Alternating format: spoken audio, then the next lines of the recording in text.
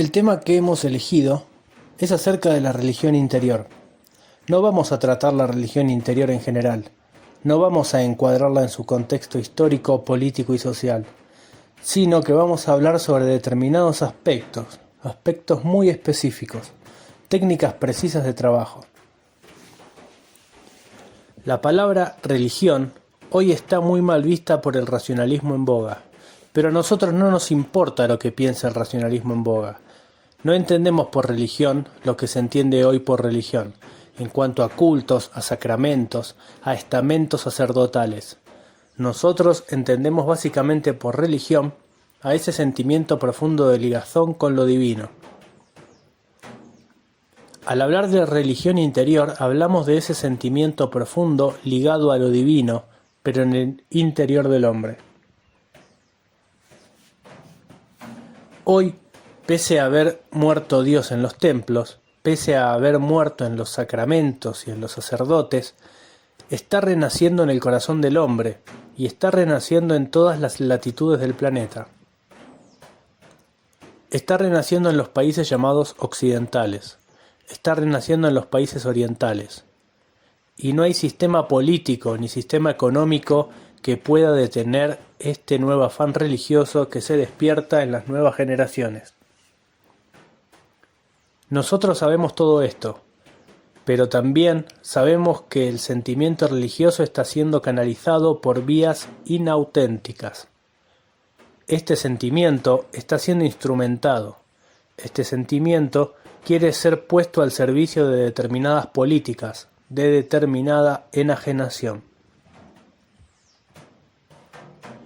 Nosotros no estamos por los nuevos cultos, ni con las religiones nuevas prefabricadas, ni con los nuevos sacerdocios que quieren imponerse. Nosotros hablamos de una religión del hombre, una religión del interior del hombre.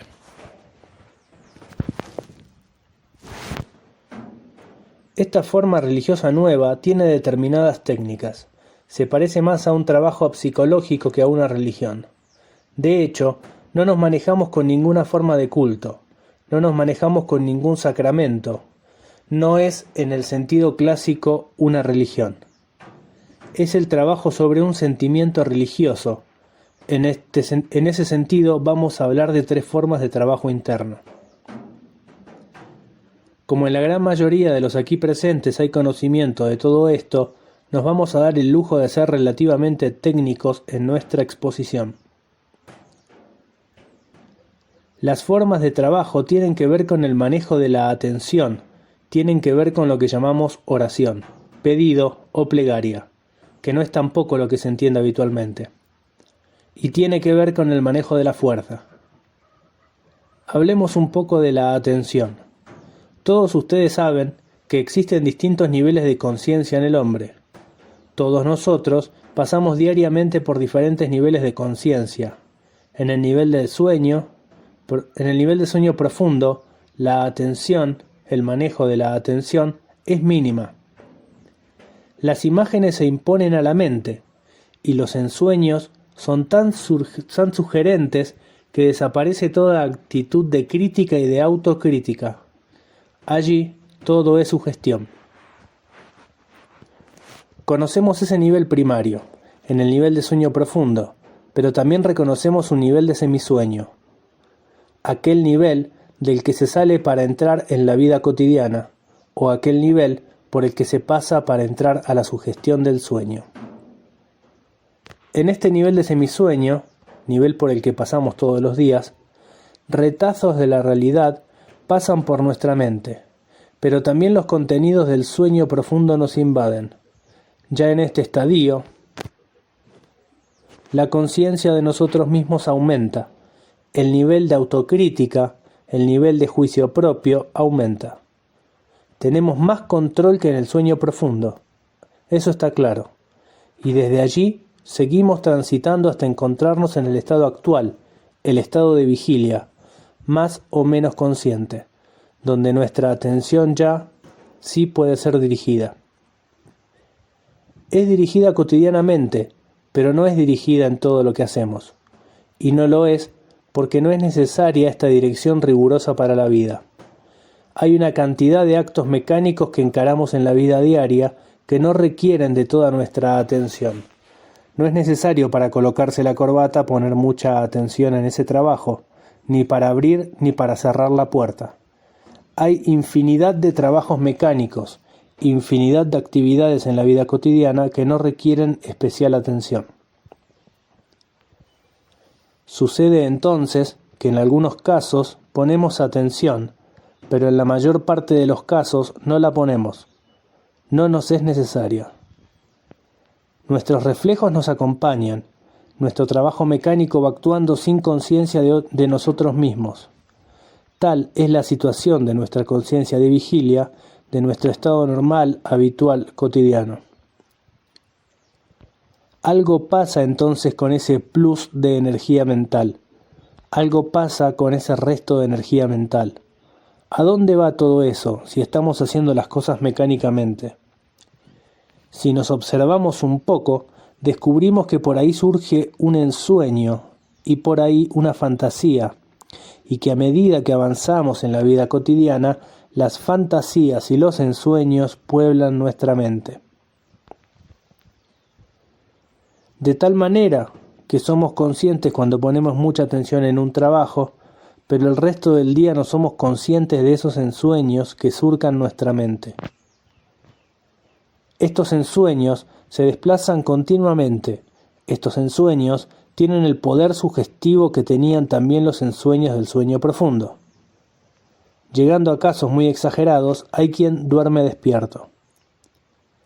Pero sin ser tan exagerados, descubrimos que nosotros también en la vida cotidiana ensoñamos.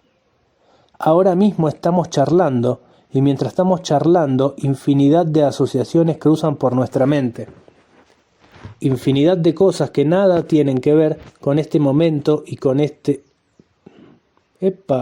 Infinidad de cosas que nada tiene que ver con este momento y con este tema surgen en nuestra conciencia.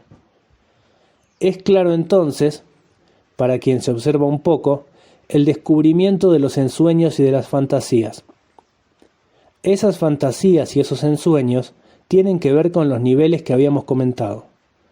Afloran desde los niveles anteriores esos contenidos, y al aflorar, nuestra capacidad de crítica y nuestra capacidad de autocrítica disminuyen. En tal situación, la propaganda del sistema es sumamente apta para introducirse en nosotros. Un eslogan es tomado sin ningún juicio, sin ninguna autocrítica, y es incorporado. La repetición de la TV es tomada sin ningún juicio, sin ninguna crítica, y es incorporada. Las creencias colectivas, o de grupo, o de amistad, o de pareja, por último, rápidamente se transmiten de unos a otros y se introducen a ese nivel de semisueño, sin juicio y sin crítica. De manera que la mayor parte del tiempo que pasamos en la vida cotidiana no es una mayor parte de tiempo pasada en términos de conciencia. La mayor parte del tiempo que pasamos está manejada por los ensueños, manejada por los reflejos, manejada por las imposiciones del sistema, por las creencias sociales, por la propaganda. No somos absolutamente conscientes de nuestros actos, y eso por algo será. La naturaleza, que es tan sabia, así lo ha previsto. Nosotros no pretendemos lograr distorsionar la naturaleza. Eso es descriptivamente, simplemente lo que sucede. Encontrándose con esta situación mental, es por lo que casi todas las religiones han tratado de sacar al hombre de esa suerte de sueño despierto. Jesús y el Buda repiten a sus discípulos conceptos sobre el despertar. En todas las grandes religiones se habla de un despertar. Pero ¿de qué despertar estamos hablando si se supone que estamos despiertos? Seguramente estamos hablando de un despertar que tiene que ver con el estado de conciencia que puede desarrollarse aún en vigilia ordinaria. Ese es nuestro punto. Todas las religiones se preocuparon, sobre todo en su origen, del problema del despertar. Todas las religiones parecen haber sido en su origen sabias escuelas del despertar. Lo hicieron de distinto modo, lo adecuaron a sus distintos momentos históricos, lo manejaron con diversas técnicas. Esas son las técnicas que nos interesan. ¿Cómo han procedido casi todas ellas en este punto. En forma muy compleja, las escuelas tibetanas nos hablaron de recursos psicológicos para mantener el estado de conciencia de sí.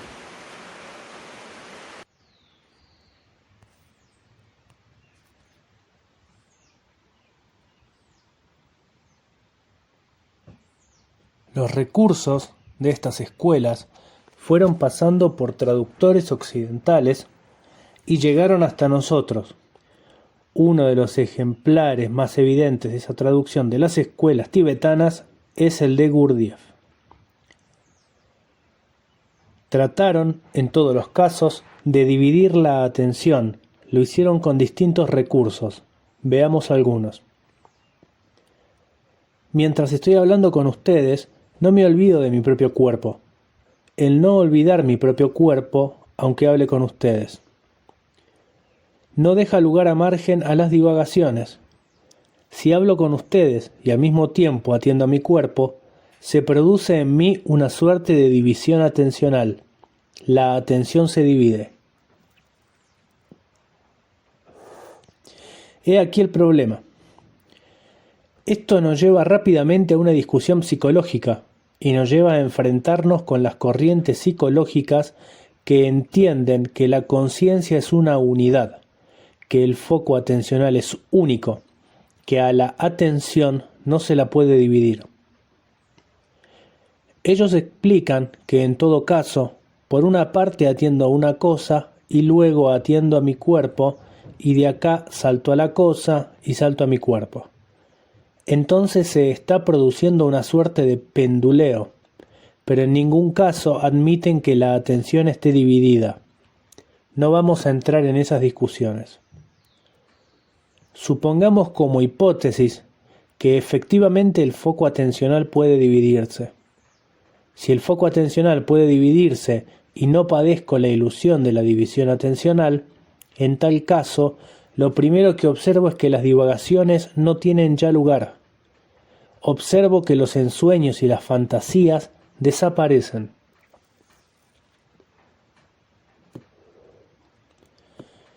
Numerosas son las técnicas para producir tal estado. La más primaria es la de atender a un punto del cuerpo en particular. Mientras estamos dialogando, atiendo a mi puño. Esa es la forma clásica, la más conocida. Hablamos de que atiendo a mi puño. Gran dificultad. Noto que mi atención salta del puño a la conversación, pero en ciertos momentos noto que la atención está dividida. Es claro que al trabajar con la atención y si atiendo a sus dificultades, poco margen me queda para divagar. La forma de trabajo descrita produce un tipo humano y una actitud frente al mundo. Sucede que al apretar mi puño y atender a lo que hago, al poco tiempo surge en mí un cierto cansancio. Para no perder el puño, empiezo a apretarlo más. Pasa un tiempo y sigo apretando más el puño. Al apretarlo más, empieza a rigidizarse mi brazo y luego mi cuerpo.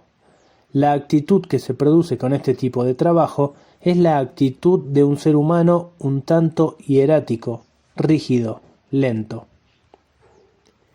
Hay otra forma de división atencional, aquella forma en la cual no apelo a un punto localizado, apelo a la sensación difusa y generalizada de todo mi cuerpo, al conjunto de las sensaciones anestésicas de mi cuerpo. Estamos ahora charlando, pero en cambio siento mi cuerpo difusamente. Esto genera un tipo humano de actividad distinto. Produce un tipo humano también lento, pero más apacible, más relajado. Hay una tercera forma de división atencional, aquella en la que estoy atento ahora a mi posición. No me interesa el intracuerpo, no me interesa un punto localizado. Me interesa la posición espacial, la referencia de los objetos que me rodean. Esto produce un tipo humano de actitudes felinas, un tipo humano de relación con su entorno, un tipo humano de manejo de situaciones. De todas maneras, las distintas formas de división atencional crean contradicción en la vida cotidiana. La división atencional produce distancia entre el yo y el mundo. La división atencional crea en mí la ambigüedad, por una parte de estar en las cosas y por otra parte de estar en un punto de mi cuerpo. Por una parte estoy adentro y por la otra parte estoy afuera, y noto en mí no solo división atencional, sino una división total de mi ser.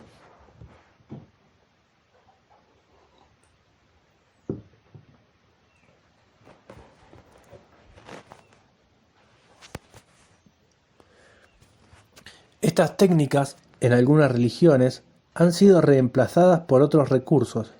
Por ejemplo, determinados sacerdotes al dar sus sermones imaginan que detrás de ellos está la cruz, y mientras hablan con sus feligreses, mantienen una parte de su atención referida a la cruz. Otros hay que pueden ir en el colectivo o pueden ir caminando por la calle mientras rezan mentalmente y hablan con nosotros, pero están rezando, siguiendo sus cuentas, de tal manera que mantienen de todos modos su división atencional. Están, como ellos dicen, en presencia de Dios. Hay numerosísimas formas, pero todas las técnicas que tienden a despertar, todas las técnicas que tienden a la conciencia de sí, todas las técnicas que tienden a la formación de un centro de gravedad permanente, se basan en la división atencional.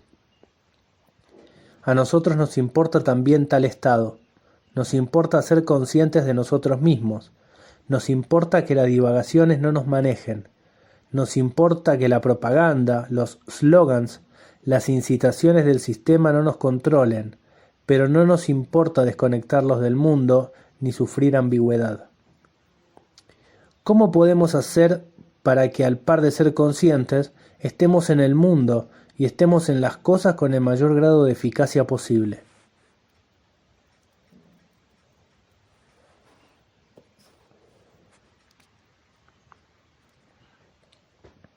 Podemos distinguir bien entre la atención ingenua, que es la atención que uno pone cuando hace su trabajo difícil, y la atención dirigida.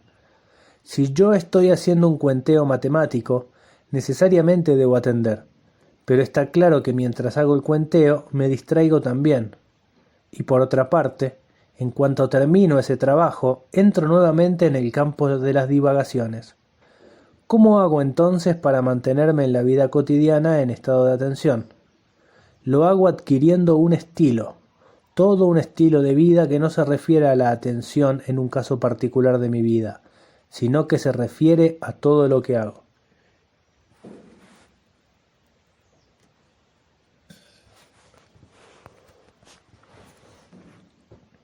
No vayan a creer ustedes que esto es lo que sucede.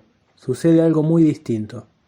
Estamos hablando de una actitud en la vida cotidiana por la cual mi atención está puesta en grado sumo en todo lo que hago, sea esto mínimo o importante. Dirán, trabajar con atención de ese modo no produce división atencional, pero como hay atención, esto me impide que las imágenes de todos los modos trabajen y caigan nuevamente en el sistema de la vigilia ordinaria con ensueños. Pues no es así del todo. Sucede que al poner atención en lo que hago, estoy también trabajando con una suerte de división atencional, solo que esta división no es entre el objeto y un punto de mi cuerpo, no es una división en el mismo plano, no es una bifurcación de la conciencia, es una división en distintos planos de profundidad. Cuando estoy trabajando con atención en todo lo que hago, necesariamente debo tener un control para saber que no me distraigo.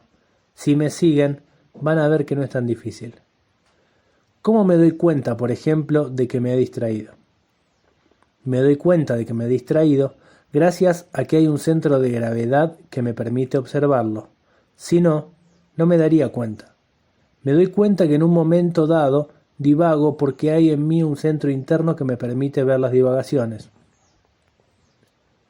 Cuando nosotros entonces hablamos de atención dirigida, no estamos para nada hablando de la atención ingenua, que es la que aplicamos solo a determinados momentos de la vida cotidiana. Y ahora hagamos una pequeña práctica para ver las dificultades que se nos presentan con la división atencional en cualquiera de sus formas y con la atención dirigida en el sentido que decimos. Tomen un número cualquiera de 3 dígitos, por ejemplo, y divídanlo por otro de 2 dígitos. Pero al hacer esta operación, no olviden el puño.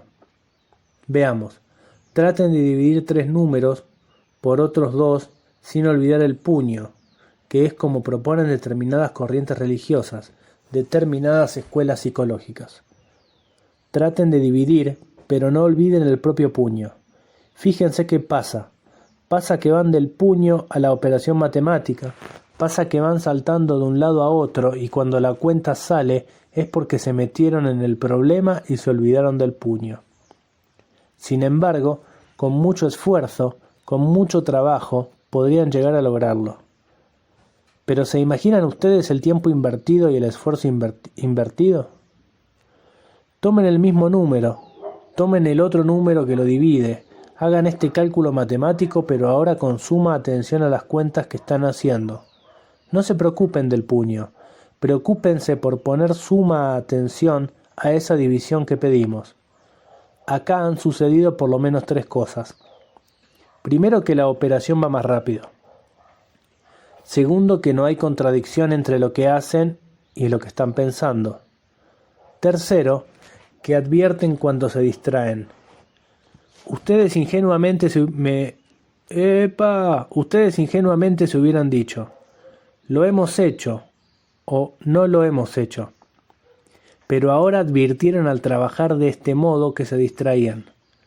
Por ejemplo, advirtieron que en un momento estaban y en otro momento no estaban trabajando correctamente. ¿Y cómo pudieron darse cuenta de semejante cosa? Pudieron hacerlo gracias a que estaban trabajando con la idea de la atención dirigida. Si han captado esto, han comprendido experimentalmente lo que significa la diferencia entre atención ingenua y atención dirigida. Esta atención dirigida es la que nos importa a nosotros en la vida cotidiana como estilo de vida. Tal trabajo no nos crea contradicción en el mundo. Tal trabajo no nos crea ambigüedad.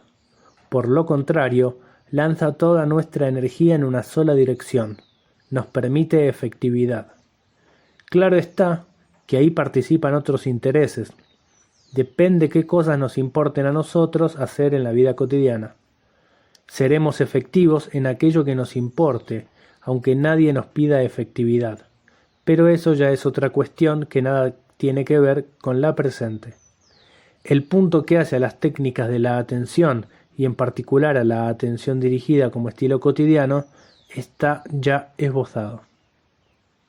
Si tenemos comprendido este tema, podemos pasar al siguiente. Se refiere a la oración. ¿Han observado qué sucede cuando uno ora, cuando uno reza, cuando uno pide? Suceden muchas cosas. Pero antes de esto, ¿por qué uno ora? ¿O por qué uno pide? ¿O por qué uno reza?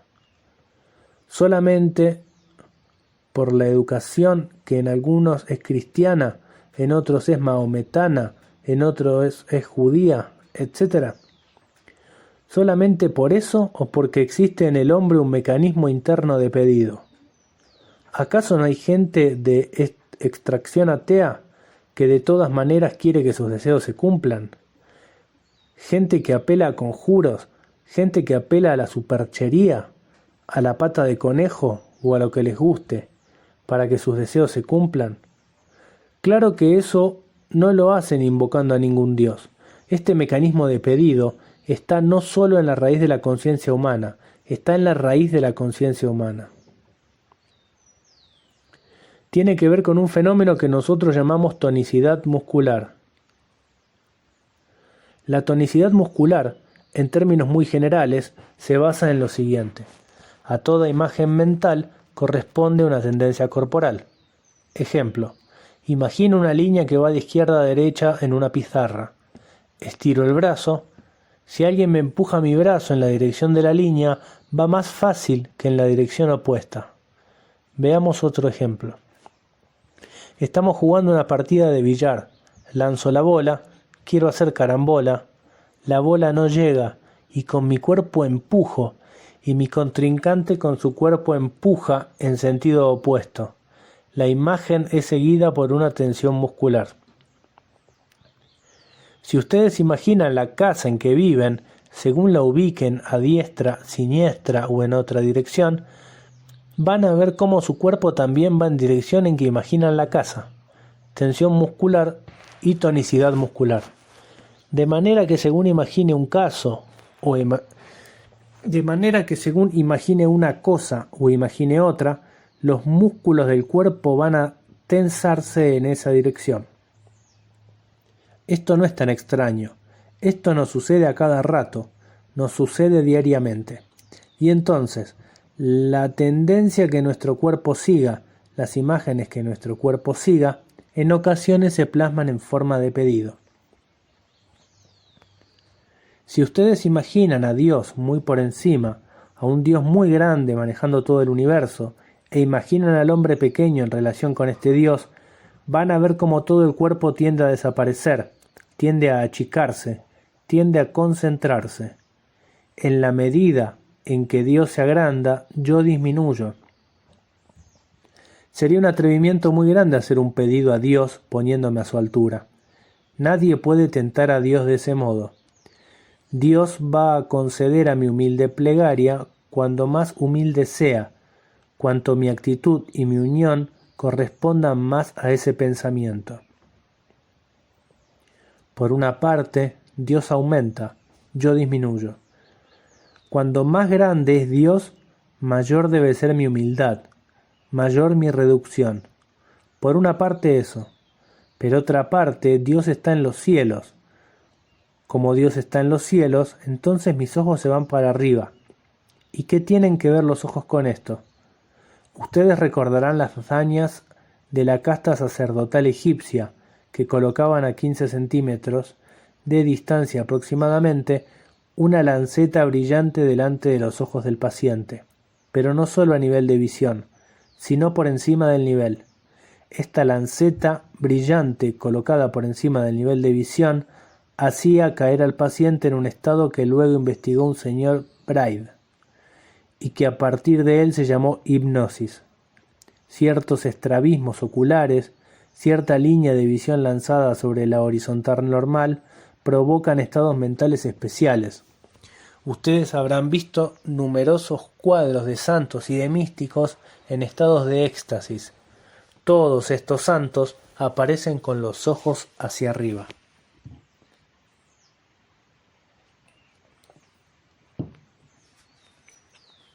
Nosotros no estamos negando los estados de éxtasis. Estamos observando el fenómeno mecánico de la tonicidad muscular que acontece cuando se coloca a la divinidad afuera y se la coloca por encima. Esto es nuestra segunda cuestión de interés. Vamos a la tercera, y veámosla con ejemplos. Mi padre está enfermo. Siento gran afecto por mi padre. Mi padre está hospitalizado. Yo deseo que mi padre se recupere.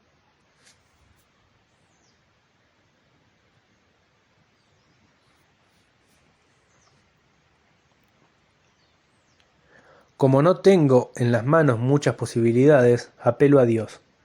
Necesariamente trato de conectarme con Dios del modo que hemos dicho. Empiezo a trabajar con la imagen de Dios para hacer el pedido, y descubro al poco tiempo que me olvidé de mi padre, y que quedé conectado con Dios.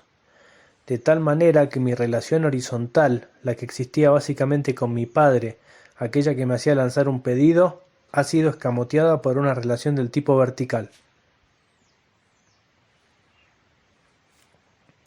Resulta que ahora mi padre ha desaparecido, y ahora lo que ha aparecido soberanamente es la imagen de Dios y la relación vertical de Él conmigo.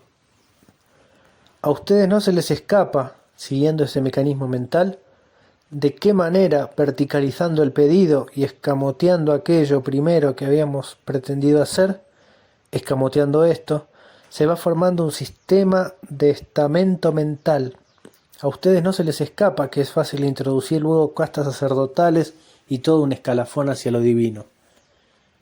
De manera que en la raíz del hombre, en su tonicidad muscular, en su mecanismo de pedido, está aquello de que el cuerpo se dirija a su objeto. Cuando aparece Dios, y este Dios es externo al hombre, nos referimos a Él en sentido vertical, y es escamoteado el sentido de nuestro pedido. Estableciendo ese sistema vertical, es fácil organizar luego también un sistema de castas que nada que tiene que ver con nuestro pedido y que sí tiene que ver con lo terrenal. No vamos nosotros a ponernos a discutir si detrás de esto ha habido una intención o si se ha ido produciendo espontáneamente. Cuando a Jesús se le pregunta por Dios, en un momento dado dice, Dios está en vosotros. Y eso sí tiene aire de familia. Pero en otro momento se le pregunta, ¿y cómo debemos orar? Y él responde, decid así, Padre nuestro que estás en los cielos. Esto ya es distinto, no está resuelto como es el sistema de la oración. Cuando nosotros hablamos de oración, no apelábamos a ninguna divinidad externa, la considerábamos en un sentido psicológico.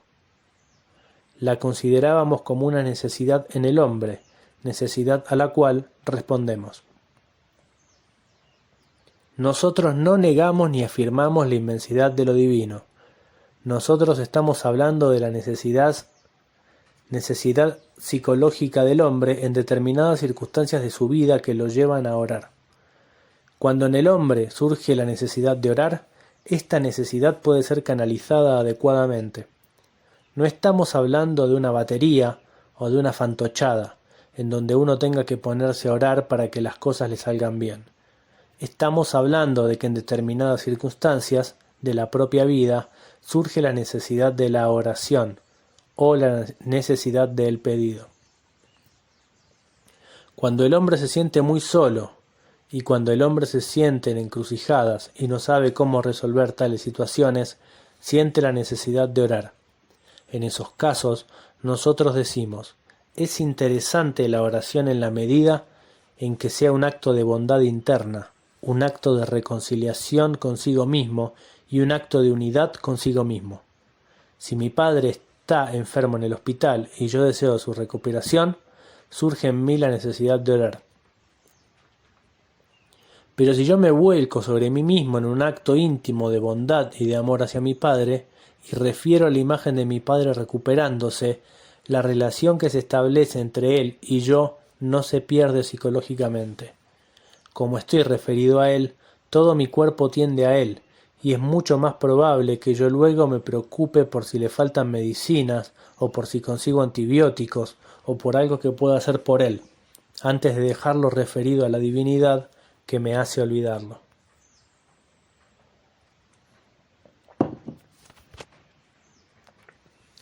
Cuando nosotros entonces hablamos de oración interna que da unidad psicológica y que se refiere a aquello que tiene que ver con la vida cotidiana.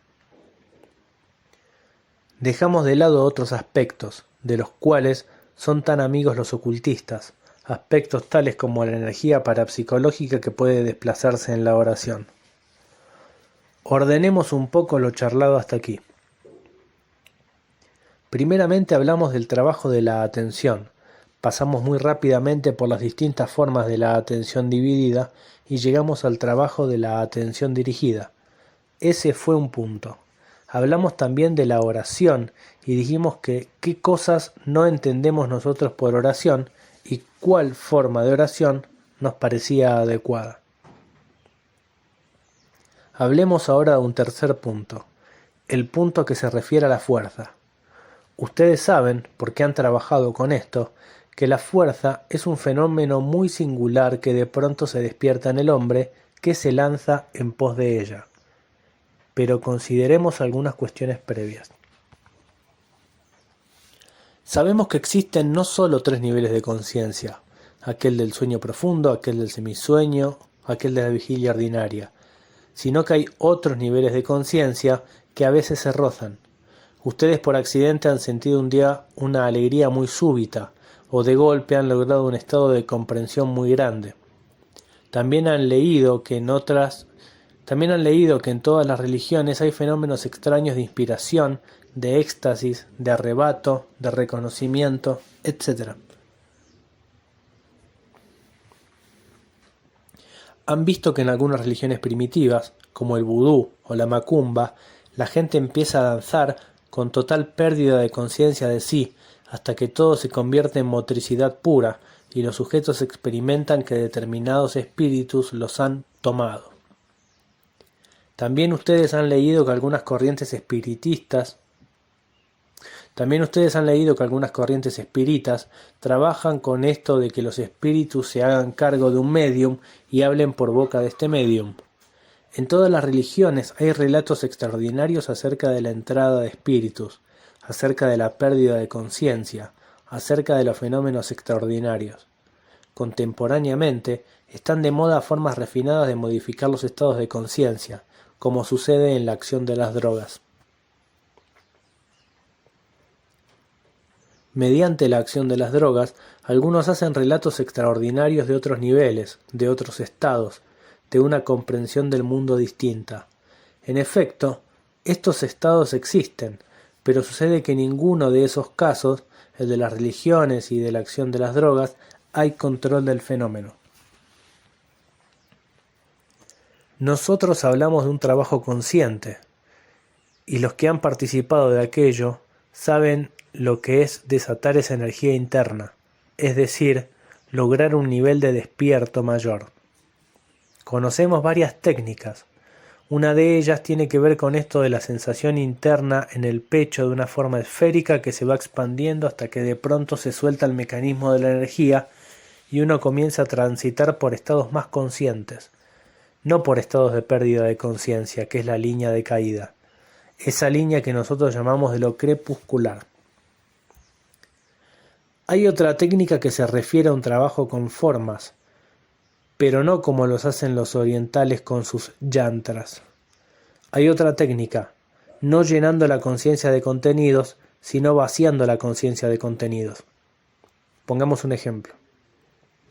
Si estamos aquí reunidos y se les sugiere busquen adentro de ustedes mismos aquello que han buscado durante toda su vida, ustedes dirán, ¿pero qué cosa es la que tengo que buscar?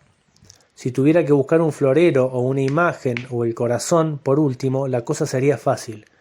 ¿Pero qué es esto de buscar adentro de uno mismo lo que se ha buscado durante toda la vida? Eso no está claro. Pues bien, en eso se basa esta técnica. Se basa en no sugerir un determinado objeto. Si nosotros sugerimos un determinado objeto interno, el acto que se refiere a él se completa en él y se detiene. Si nosotros no sugerimos el objeto, sino que lanzamos un acto de búsqueda de algo que no sabemos qué es, se produce el siguiente fenómeno. Aparece una imagen, un automóvil por ejemplo, y yo digo, no, esto no lo he buscado toda mi vida. Y aparece un perro, no, esto tampoco. Entonces sucede que todos los contenidos que surgen no son el objeto propuesto, y voy reconociendo por eliminación que no se trata de ninguno de ellos.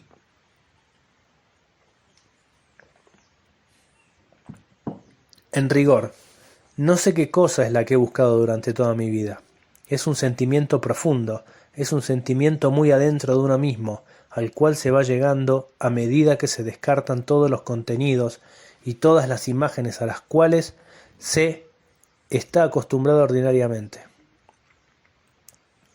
Mediante este procedimiento de un vaciamiento de la mente, también surge de pronto el fenómeno que conocemos como la fuerza.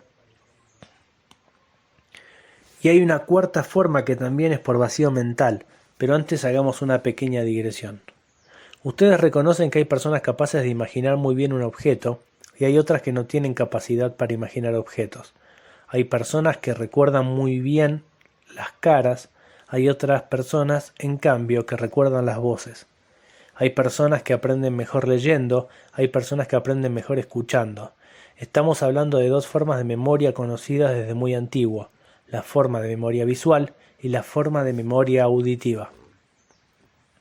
Hay personas que tienen mejor memoria para las representaciones visuales y otras para las representaciones auditivas. Entonces sucede que algunos, los más visuales, pueden imaginar cosas y trabajar con ellas, pero los otros no las imaginan bien.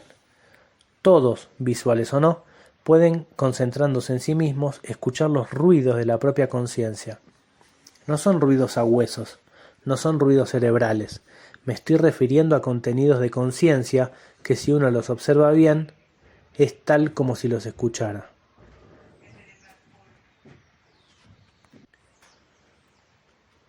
No estamos hablando de casos patológicos, de alucinados que escuchan voces. Estamos hablando de que a veces uno está en conversación consigo mismo, que uno recuerda conversaciones, etc. Pues toda esa cosa auditiva que trabaja dentro de uno mismo es la que nos interesa vaciar en la conciencia. Nos interesa entonces atender estos sonidos. Comenzamos por escuchar estos sonidos. Vemos que entre sonido y sonido, entre contenido y contenido, a veces se producen silencios, y sigue la cantinela y sigue la conversación. Entre problema y problema surge un silencio. Este silencio es el que nos importa. Cuando nosotros trabajamos atendiendo al silencio, provocamos también un vacío mental del mismo. Me cago en la puta. Cuando nosotros trabajamos atendiendo al silencio, provocamos también un vacío mental del mismo modo que lo hacíamos antes a descartar contenidos. Ahora, al descartar sonidos mentales, descartamos no solo sonidos, sino también imágenes visuales. Vamos atendiendo a ese vacío mental, a ese silencio mental. Y en ese trabajo es cuando de pronto también sobreviene esto que conocemos como la fuerza. Todos los que han trabajado con esto reconocen las distintas técnicas. Hay otras que no son tan psicológicas, que son un poco más extrañas, que parecen manejarse más en el plano de lo trascendental, acción de fuerza externa que ahora no nos vamos a poner a discutir.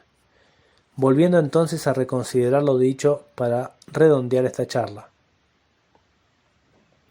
Cuando nosotros hablamos de religión interior, no estamos hablando de una forma organizada de culto, de sacramentos, de sacerdotes. Estamos hablando de un sentimiento religioso que tiene que ver con el trabajo interno. Y ese trabajo interno se maneja con 3 técnicas. Una técnica, en la vida cotidiana, de atención dirigida. Una técnica de oración en el sentido que hemos descrito, de oración replegada sobre sí mismo y sin apelar a intermediarios.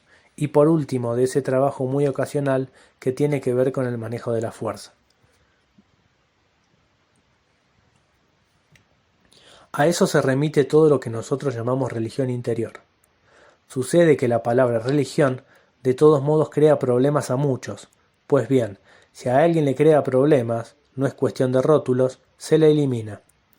Pero cada vez que nosotros escuchemos hablar de esa cosa de la religión interior, sepamos que no se está aludiendo a la divinidad ni a la trascendencia suprahumana, sino que se está destacando un sentimiento en el hombre, un trabajo en la vida cotidiana, un vivir en la tierra de nuestros semejantes. La religión interior está aludiendo a un acercarse cada día más al prójimo y también al Dios profundo, aquel Dios que los griegos, sin reconocer, llamaron el Dios desconocido. Nada más, muchas gracias.